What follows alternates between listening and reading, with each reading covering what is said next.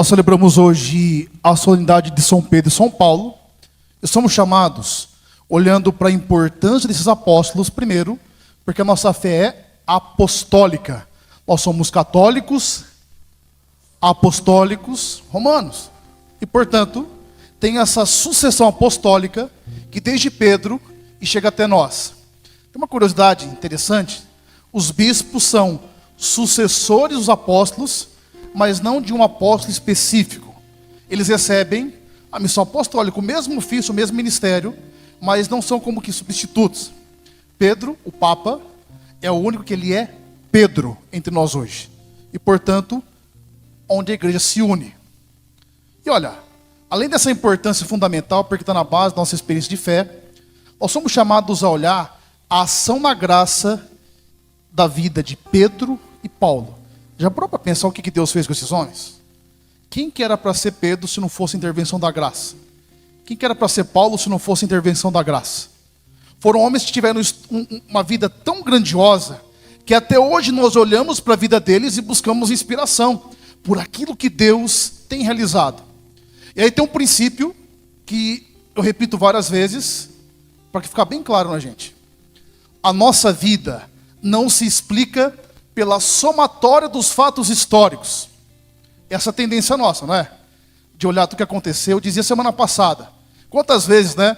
A gente olha para o passado e fala: ai, se eu tivesse a cabeça de hoje, lá atrás, eu teria feito isso e aquilo outro. Mas a sua história não se resume a isso. O que define quem de fato nós somos é a ação da graça de Deus. É a ação da graça em nós que nos leva aonde somos chamados a ser. E a experiência da nossa fraqueza, da nossa limitação, não precisa primeiramente ser um motivo de parar de obstáculo, mas é a oportunidade de entender que existe um Deus que com a sua graça me tira da fraqueza, da miséria e me leva à sua presença. É isso que Deus realiza. E é curioso, Cesareia de Filipe era uma região portuária e, portanto, tinha muita idolatria, muita gente, não é? E o povo vivia, nem todos eram judeus, tinha muitos pagãos. E, portanto, é naquele local de idolatria, como hoje também, os ídolos hoje são outros, né? Antigamente os ídolos eram, não é, estátuas, as pessoas confiavam nas forças da natureza e, portanto, idolatravam essas realidades. Hoje o ídolo é o dinheiro, o prestígio, o sucesso, a visibilidade, o mundo dos likes, né? O mundo do Instagram, onde a imagem é muito bonita, mas a aparência, na maioria das vezes, não corresponde com a essência. São os ídolos do tempo. Isso é tão doentio que tem pessoas que vivem e morrem por isso, para serem vistos. São os ídolos de hoje. E é nesse contexto de idolatria que Jesus primeiro pergunta: o que o povo está falando de mim? O que eles dizem? Né?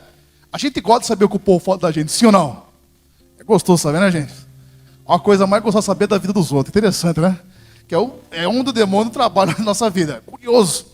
Mas Jesus, lógico, não estava agindo por curiosidade. O que está falando de mim? Um diz que é João Batista, outros que é Elias, algum dos profetas que voltaram. Aí Jesus traz a pergunta para a igreja: de vós e vocês, quem dizem que eu sou?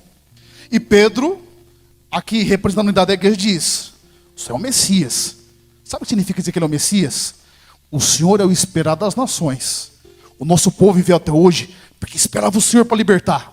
O Senhor é o enviado ungido do Senhor. E detalhe, não é qualquer tipo de Messias. Ele é o Filho de Deus. E, portanto, natureza humana e natureza divina. Deus mesmo vivendo entre nós. Jesus fala: feliz és tu, Simão, filho de Jonas. Olha que nome bonito do pai de Pedro, né?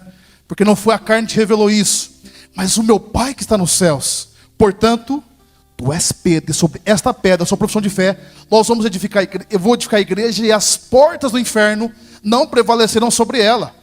É curioso, por mais que existam os males, misérias e situações, jamais o mal vence o bem, porque Deus está acima de toda e qualquer circunstância, acima de toda e qualquer realidade. E a experiência que somos chamados a fazer isso é hoje. Não vivermos da opinião humana, da opinião da carne, mas daquilo que Deus fala a nosso respeito.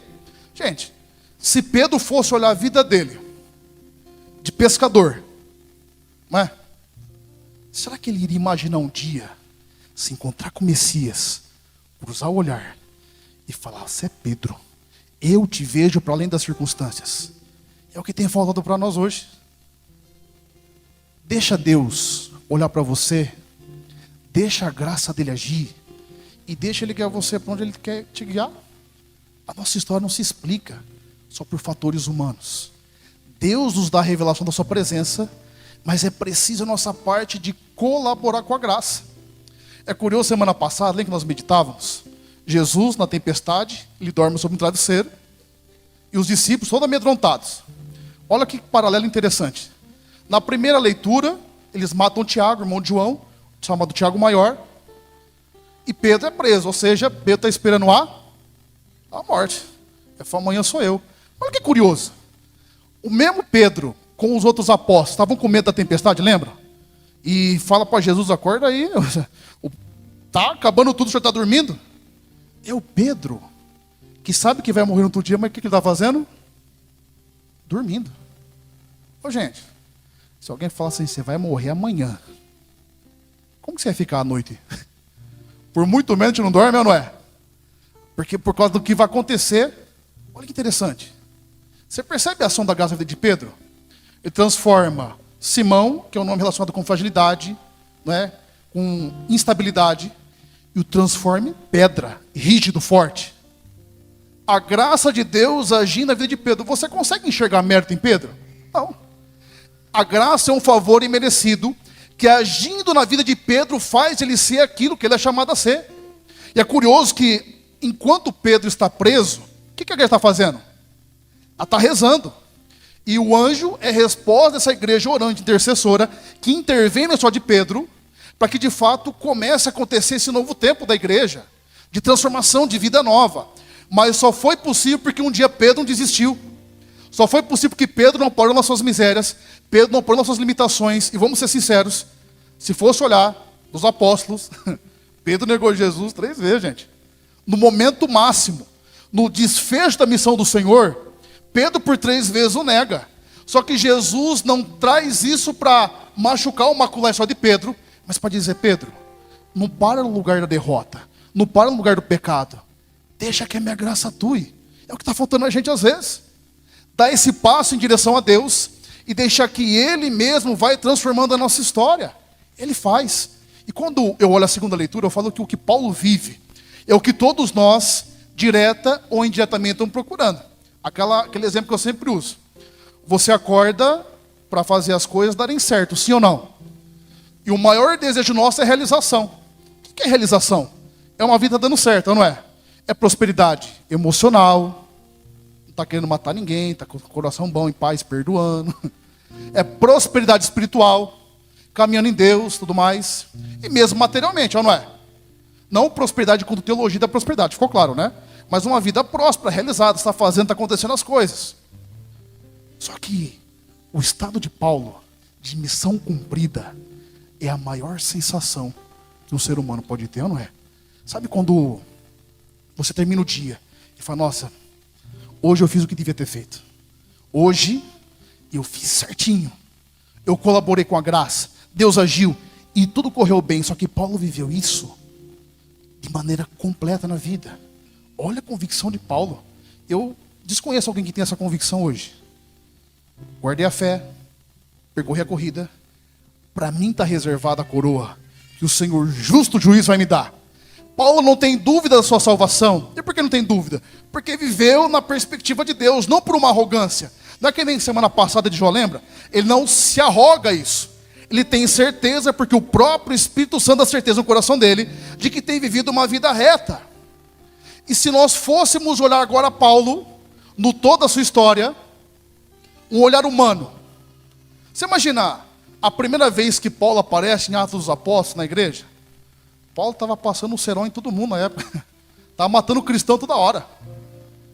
Matando o povo. O Senhor se encontra com ele e ele vem na igreja. Imagina o padre pregando. E o homem que está matando todo mundo está ali. Tanto que no primeiro momento ele não é nem bem acolhido. O povo está com medo. Se Paulo fosse ser julgado pelos fatos históricos, ele não teria sido acolhido como alguém salvo. Mas qual que é a percepção que Deus dá para ele? Paulo, não é você com a sua história humana. E Paulo tinha até motivos para ser alguém muito vaidoso. Então você vê alguns textos de Paulo, parece que ele é meio, muito assim, muito decidido. Ele fala, olha, quando era fariseu, era irrepreensível quanto à lei. Filho de fariseu, ou seja, eu vivia em alta performance religiosa. Eu não era como os demais, eu era melhor. Mas quando eu encontrei com Cristo, eu olhei toda a minha história, eu entendi como lixo. A palavra é pior até, no original é esterco. Ou seja, você entendeu o que eu quero dizer, né? Eu juntei tudo aquilo, não vale, né? Completa aí na sua cabeça, não vai falar isso não. Né? Porque a sublimidade de conhecê-lo, a certeza que a graça transforma, fez tudo. E Paulo, ele fala muito do espinho na carne. E até hoje os estudiosos não conseguem perceber o que é esse espinho. É algo humano? É algum conflito de consciência? Tem um dos filmes de São Paulo, do Apóstolo, que trabalha esse espinho na carne como uma recordação das pessoas que ele matou. Ou seja, aquilo que eu fui. Mas aquilo que ele foi, não foi critério para que ele fosse o apóstolo que foi, porque a graça de Deus atuou na vida dele. É por isso que eu pergunto para você hoje. O que é que está faltando para, não para você, para mim também, me confiar a graça? Entender que a graça, ela transforma. Sabe que eu ouço muitas vezes, nos atendimentos, a pessoa fala, padre, eu não me sinto digno de estar aqui. Se bem que tem um povo que dá uns migué também, que chama para o trabalho, não, eu não vou porque eu não sou digno. Mas ninguém é digno. A graça, por definição, é um favor imerecido. Não há mérito. Não há nada que eu tenha feito que me torne mais apto a receber a graça ou não. É graça. É um favor que Deus nos concede. É a possibilidade de transformação. E hoje a palavra de Deus no nosso coração é essa. Para de entrar nos conflitos humanos e se perder nisso. Para de parar nas suas circunstâncias do passado, ou mesmo as que você vive hoje. Para de parar muitas vezes somente no sentimento de culpa. Tem pessoas que não superam isso. E muitas pessoas muito boas.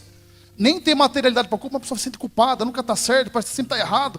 E não caminha, e por isso vai fazendo a vida, sabe? Desculpa o termo, parece aquele cachorro que gira em torno do rabo, sabe? Não anda. Porque fica sempre voltando ao passado, e achando que esses dramas de consciência um dia vão levar a algum lugar. Não vai. Não estou dizendo para você desconsiderar a sua história, mas considera ela a partir da certeza da ação da graça de Deus, porque é ela que vai nos levar onde tem que ser levado. E por que a graça de Deus atua? Primeiro, porque é um princípio de Deus. Segundo, porque ninguém pode bater no peito e falar, foi porque eu quis. Mesmo Paulo, que foi Paulo, disse, olha, ele me livrou da boca do leão, eu fui libertado, graças a ele que me deu forças. É por isso que nós precisamos hoje dar esse passo em direção a Deus, mesmo se você sentir fraco para isso. Mesmo que você sentir que você é insuficiente, tá certo. Mas é a graça de Deus que vai atuar em nossa história e vai fazer com que nós vivamos o propósito. Deus não olha o nosso passado no intuito de condenação.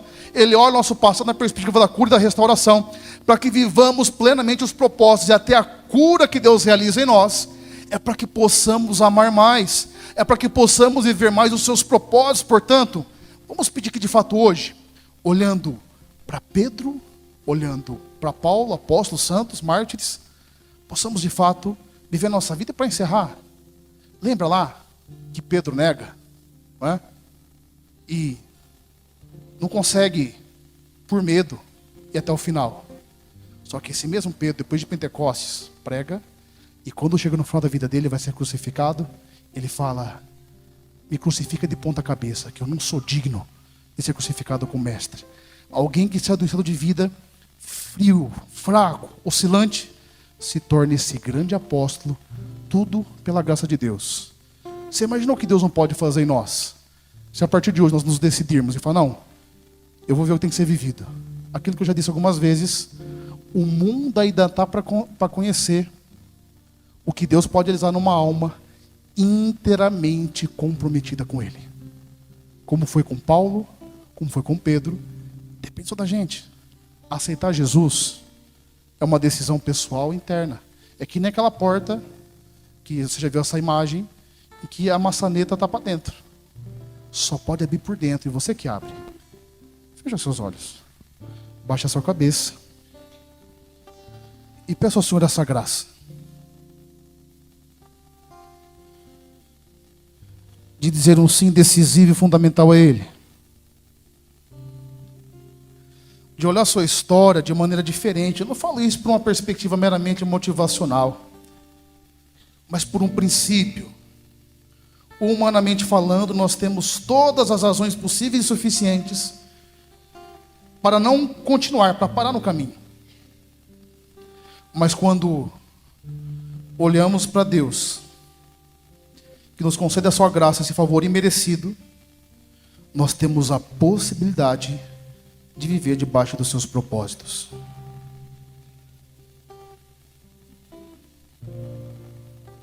Dê sua resposta a Ele, a sua decisão. Lembrando que a resposta de quem é Jesus em nossas vidas, nós respondemos pelas nossas atitudes, por aquilo que temos por importante, pela maneira como temos procurado o Senhor.